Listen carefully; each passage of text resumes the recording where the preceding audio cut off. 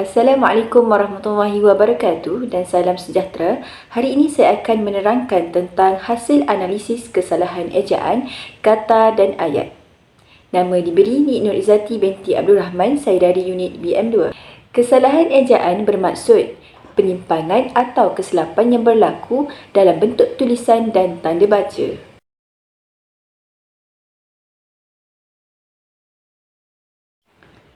Di sini saya sertakan kesalahan yang berlaku dalam hasil penulisan murid darjah 6.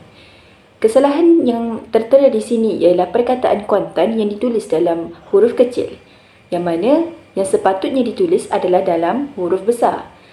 Contoh ayat, latihan ini mendapat kerjasama daripada pasukan bomba dan penyelamat Kuantan. Seterusnya, kesalahan ejaan yang berlaku dalam hasil penulisan kali ini ialah kesalahan tanda sempang. Murid ini tidak menggunakan tanda sempang, iaitu dalam perkataan berpecah belah. Contoh ayat yang betul ialah sesebuah negara akan hancur jika rakyatnya berpecah belah.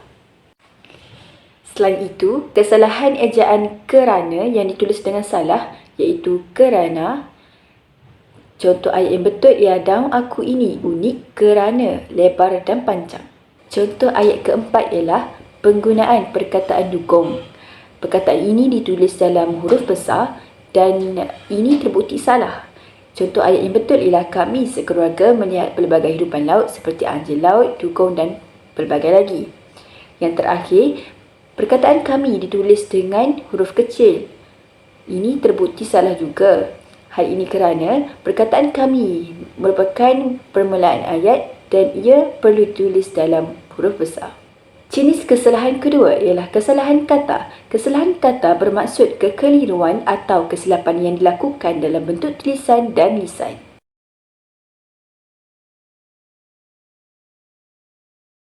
Contoh ayat yang pertama ialah kesalahan penggunaan perkataan ialah.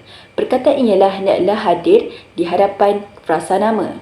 Contoh ayat yang betul ialah tampilnya saya dalam arena pidato pada pagi ini adalah untuk berbicara tajuk perpaduan bermula dari sekolah.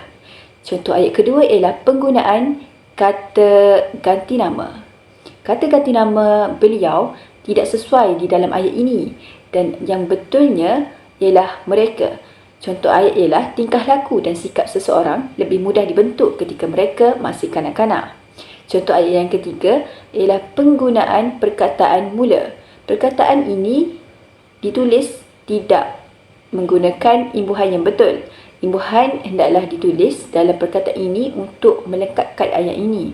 Contoh ayat yang betul ialah oleh itu usaha untuk memupuk perpaduan mestilah bermula sejak bangku sekolah lagi. Contoh ayat yang keempat ialah penggunaan perkataan tiap. Penggunaan perkataan tiap tidak ditulis dengan betul. Penggunaan yang betul ialah di sekolah, guru hendaklah mendidik tiap-tiap murid agar bergaul tanpa mengira kaum. Berikut merupakan kesalahan yang ditulis oleh murid ini. Contoh ayat yang betul ialah rumah terbuka merupakan acara tradisi di negara kita. Kesalahan ayat didefinisikan sebagai kekeliruan atau kesilapan yang berlaku dalam pembentukan ayat.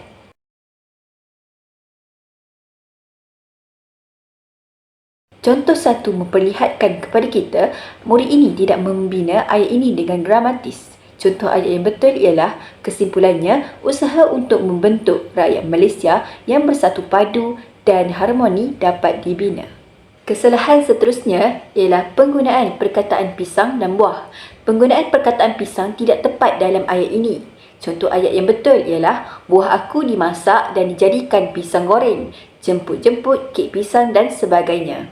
Kesalahan ketiga ialah penggunaan perkataan imbuhan di yang tidak dirapatkan dengan kata kerja iaitu salut.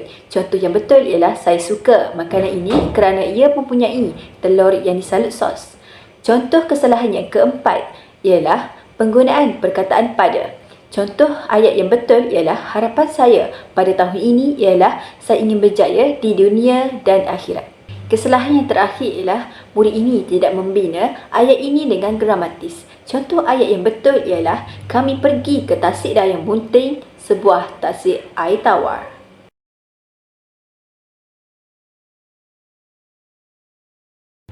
Sekian sahaja daripada saya. Terima kasih kerana menonton.